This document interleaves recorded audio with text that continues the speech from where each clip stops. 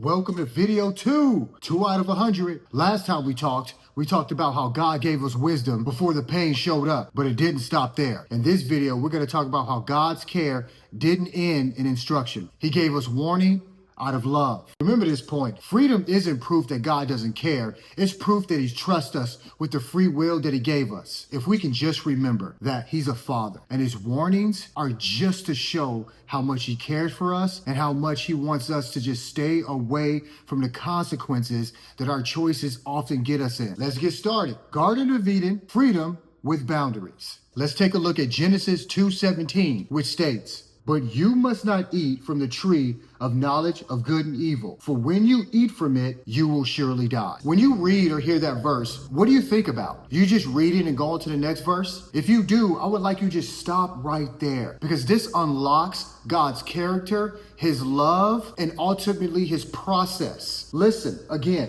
"But you must not eat from the tree of knowledge of good and evil." God could have just left it up to Adam and Eve to figure it out. But he said, do not eat from the knowledge of the tree of good and evil. That's a father's love. That's a warning. Just like our parents told us, don't go here, don't go there, don't hang around that wrong crowd. Those are parents that try to keep us safe. This is what God is trying to do. If you read verses like this and just don't skip on to the next verse without understanding his love and what he's trying to show you, then you will ultimately find yourself blaming God like the world. But how can we blame someone who warns? Maybe we shouldn't go this way. It's fine. It's just a sign. It says turn around. We're already here. I think we should. Hold on. We're going down. It's God's fault. Ah! God gave both Adam and Eve the freedom and the responsibility. And people say, why did God create the tree if he knew they were going to eat it? Or why create a tree of knowledge of good and evil anyway? Because God does not want robots. How do you know that a person loves you or will obey you if they don't have a choice? I love you and will obey you because that's what I've been programmed to say. I have no choice. I have no choice.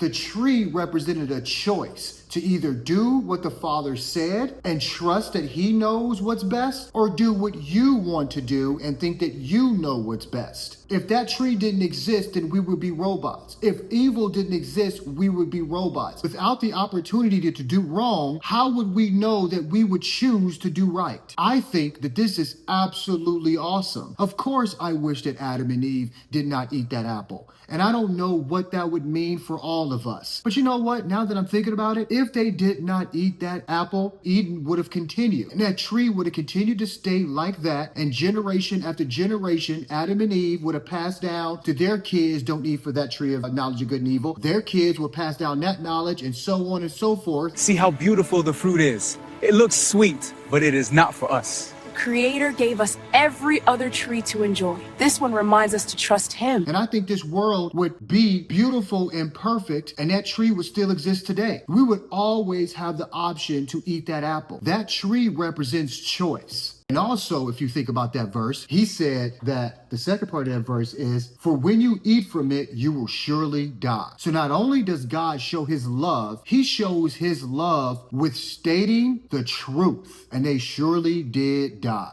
Which brings me to my next point. His warning wasn't control. It was protection through truth. And always remember that if God didn't love us, he wouldn't warn us. I know that if I didn't like somebody, I wouldn't warn them. I wouldn't warn them at all. Why would I? I don't care what happens to you. God cares what happens to each and every one of us. That's why he warned Adam and Eve. That's why he warned me. That's why he warned you. Before we do something that we know is wrong, we all have that, we shouldn't do that. Who do you think that is? I can guarantee you that it's not the enemy. I think the enemy wants us to go on and do horrible things that cause destruction and chaos and consequences. He doesn't care. He doesn't have the capacity to care. And for you guys who are on the devil's team, just let you know that he doesn't care about you neither, because he's a father of lies and truth cannot be in him. He doesn't care about his followers. You think he cares? He knows that his deception will ultimately lead you to the place where he's going, and that's the lake of fire. You think hell's going to be a party? I'm sorry. Read that in the Bible. Hell is not going to be a party. You've been deceived to think that he's the king of anything. No, he's going to be tortured just just like you. And he knows that by him deceiving you, that you're going to go to a place that he's going to. And that's the lake of fire. He's going to be screaming too. He doesn't want that day. Go in the Bible and read this verse. And I don't know what it is, but I'll find it for you. The demon said, are you going to torture us before it's time? They know that their time is coming. And the enemy knows that if he deceives his followers, that their time is up too. And they're going to suffer the same fate as him. And that's to be tortured for all eternity. God is the only one that cares about us in the spiritual realm. Why blame him? And here's that verse that backs up what I said about the demon saying that, are you trying to torture us before the appointed time? It's in Matthew 8, verse 28 and 29. And it reads, verse 28, when he arrived at the other side of the region, 2 demon-possessed men coming from the tombs met him. They were so violent that no one could pass that way. Verse 29, what do you want with us, Son of God? These are the demons talking. They shouted, have you come here to torture us before the appointed time? This is verse. People think hell is a party. That's just how they feel. That's just how they were manipulated into believing. Remember, the devil is the father of lies. Back to the Garden of Eden when he told Adam and Eve, you won't surely die. Listen, that's what he does. He twists the truth. He lies, ultimately to get what he wants. That's what a manipulator does. They manipulate the truth or a situation so that you can do what they want you to do to ultimately get what they want to get. And for Satan, he wants you to suffer the same fate and torture he's going to suffer. Who is this guy?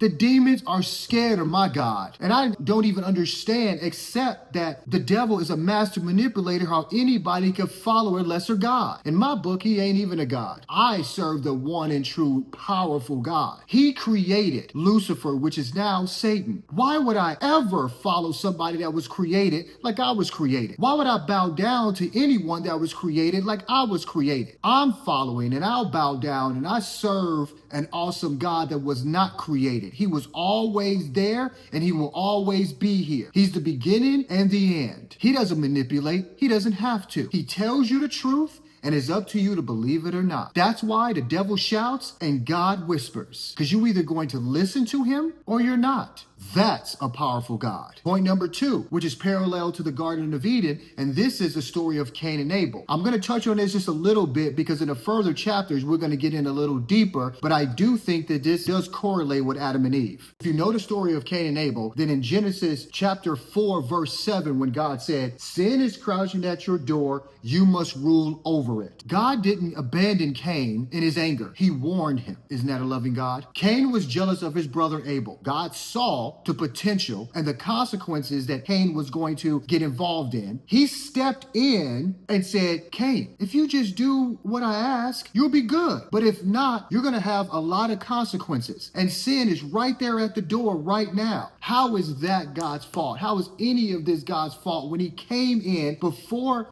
Cain killed his brother and he warned him? After he warned him, he let Cain make his choice. Thing to remember or to think about this verse is God wasn't condemning. He wasn't coming down on Cain. He was simply warning him out of love. You can think about this as God throwing Cain a lifeline. I run groups, DUI, felon, drug court, and I've asked them, I said to my groups, before you did that crime in which you did you feel anything inside of you that says you shouldn't do it? Every last person said, I knew I shouldn't have done it. And the general response is, I just thought that I could get away with it, or I didn't care. God always throws a lifeline. In darkness, there's always light. What are you going to listen to? Who are you going to listen to? What path are you going to take? Whatever path you decide to take, you alone chose it. When things don't go right, you don't get to just, God, why did you? You don't get to just do that. And this is what this series is about, to get blame off the one that shouldn't be blamed. Point 3, if you haven't noticed, that calm, still voice that comes before the storm, that comes before the consequences is mercy. If you could think about it as mercy. When your parents, back to that point, told you don't go to that party, don't do that drug, don't hang around those people, that was mercy. Mercy coming from loving parents who did not want you to go down that road. God has never gone down that road, but parents often have gone down that road, so they see and have felt and have dealt with the consequences. And their love for you, their child, they don't want to see you go down the path that they often went down. Even earthly, human love has enough to warn. What more does God's love? And how much more does God love? And how much more does God want to protect us from the consequences? People want to say that the Bible is a book of rules and a whole bunch of don'ts. But just think of the don'ts as don't hurt yourself. And people who have done things that hurt themselves so that you could see how to escape that trap that they found themselves in and go the other way of less consequences or no consequences. The Bible truly is a book of instructions to help me and help you. So like the first video, here's some homework. And I want you this week to pause before reacting. Get used to that warning, that voice, that love, that instruction. Don't just choose. Don't just make moves. Don't be hasty. That's why God is patient. And he has us and instructs us and teaches us patience. I know this is only the second video, but I am absolutely falling in love with these topics. This is why I wrote the book. And just in case this is your first video, this is the book I wrote, 100 Reasons Why It's Not God's Fault. And this is where this 100 episode series of videos are coming from, straight out of this book. These videos are not word for word. I'm just kind of breaking it down. So I encourage you to go get this book. If not for you, for somebody who you know maybe is struggling and blaming God or going through something difficult. It has 100 different things that people blame God for. It has pictures, illustrations in some chapters. I was praying to God and I was just asking him to help me help the world in any way or any capacity. And I believe that he did that, because I know that when I'm blamed for something that I didn't do, I don't like it. And I know that he doesn't either. I know that the world blaming him hurts. As much as God can be hurt, I think that that really truly hurts him, because every day he is trying to get this world from consequences, get this world from the clutches of his enemy, and get you out of situations so that he can restore freedom to you. He can restore what the devil has taken from you, so he can bring you into the life that he wants you to have, which is glory and abundance. I am excited. I can't wait to video 3. Please like, subscribe. And when you like and subscribe, you're subscribing and liking to another person that is warring in the spirit in this world of darkness. I am not joking around with this. I have chosen my side and I'm on God's side. I don't care what happens to me. There is no choice. I'm his and I'm his alone. The enemy can't offer me nothing that would have me change my mind about God. The Spirit of God that's in me has shown me that he's the only way. So in the next video, we're going to be talking about chapter 3, and that is life was the plan, understanding God's intentions for our fulfillment. So we're going to get deep in that chapter. I'll see you in the next video. It's heavy. Keep it up down there. I'm almost done with my dance. And ding that bell, folks. Don't forget to subscribe. Please. Do it quick. You heard him. Hit that button.